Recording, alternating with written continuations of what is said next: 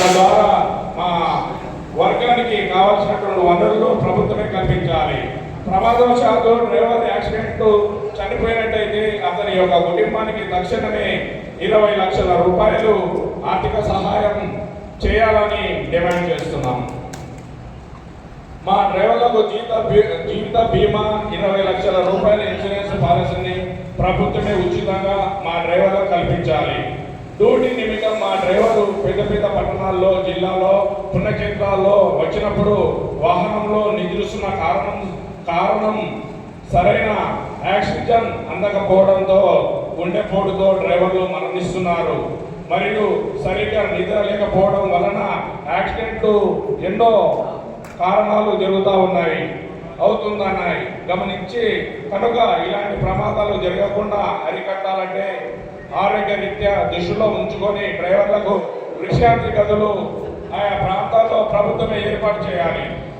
డ్రైవర్లు డ్యూటీ నిమిత్తం బయటకు తీసుకొని వెళ్ళినప్పుడు చిన్న కారణాల వల్ల డ్రైవర్లను దూషించడం, అలాగే డ్రైవర్ల మీద చేసుకోవడం మరియు డ్రైవర్ల ప్రాణాలను సైతం తీస్తున్నారు. ఇటువంటి చర్యలకు పాల్పడిన వారిపై ప్రభుత్వం కఠినంగా శిక్షించాలి. అలాగే ప్రభుత్వమే హోంశాఖ ద్వారా మరియు పోలీసుల ద్వారా మా డ్రైవర్లకు రక్షణ భద్రత కల్పించాలని ఈ ప్రభుత్వాన్ని కోరుతున్నాము. 50 సంవత్సరాలు పూర్తయి ఎవరూ లేని ఎనలేని సేవలు అందిస్తున్న డ్రైవర్లను గుర్తించి ప్రభుత్వమే 10,000 రూపాయలు నెలకు ఆ డ్రైవర్కు పింఛను రూపంలో మంజూరు చేయాలి. గవర్నమెంట్ డ్రైవర్స్కు ఈఎస్ఐ, పిఎఫ్ ఎలాగైతే ప్రభుత్వం ఇస్తుందో అదేవిధంగా ప్రైవేటు డ్రైవర్లైనటువంటి మాకు కూడా ఈఎస్ఐ, పిఎఫ్ విధానాన్ని ఈ ప్రభుత్వమే తీసుకురావాలి.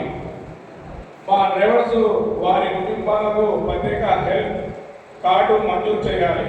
హెల్త్ కార్డు ద్వారా ఎటువంటి వైద్యము అయినా మా డ్రైవర్లకు ఉచితంగా వైద్యం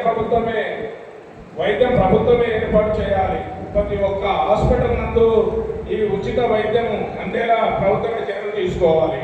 ప్రమాదవశాత్తు డ్రైవర్ల యాక్సిడెంట్లో అంగవైకల్యం చెందితే అతని యొక్క కుటుంబానికి లేదా అతనికి ఆ డ్రైవర్కు 10 లక్షల రూపాయలు జీవనోపాధి కొరకు గవర్నమెంట్ ప్రభుత్వమే తక్షణమే ఇచ్చే విధంగా ఏర్పాటు చేయాలి.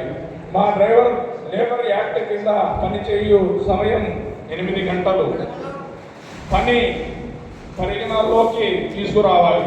కానీ ఆ ప్రయాణాల్లో ఎక్కువ సమయం కేటాయించినప్పుడు తగు మా కష్టానికి ప్రతిఫలం చేకూరేలా ప్రభుత్వం చర్యలు తీసుకోవాలి. ప్రైవేటుగా ఎలాగైతే